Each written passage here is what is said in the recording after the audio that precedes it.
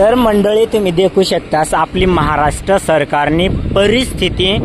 गाड्या शेवडी लाईन आणि प्लस आमने ट्रॅक्टर ना खेडी राहिनो आणि आपण डिझेल भरालेलो होता तर ड्रम डिझेल डायरेक्ट बंद त्या सांगी राहण्यात नोटीस आलायलात बुवा तुम्हाला म्हणजे नोटीस बी दे काढू तर तुम्ही देखू शकता साईड नोटीस लायलं म्हणा ड्रम बाटली मग 1 लिटर सुद्धा द्यायला नाही की नाही एवढी परिस्थिती बनाट टाकेलं देखील निस्तम गाड्या सामधी राहणार ड्रम एक बी दी नाही राहणार एवढी बोगस परिस्थिती आपली महाराष्ट्र सरकारने काल दे आपण गेला गुजरात में गेला तर गर्दी नाही काय नाही फक्त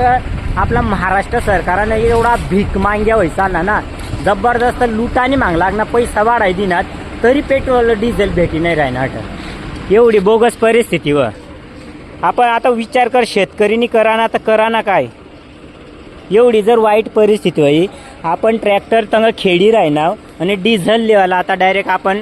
लोखंड टिलर सोडीसने आपण ट्रॅक्टर अट सांगितली म्हणजे इतकी आढावपणा परिस्थिती चालली राहणे आणि सांगी राहणार की पोलीसची नोटिसा दिलं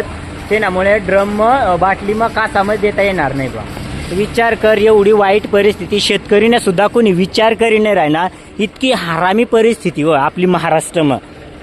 एवढी बोगस वाईट परिस्थिती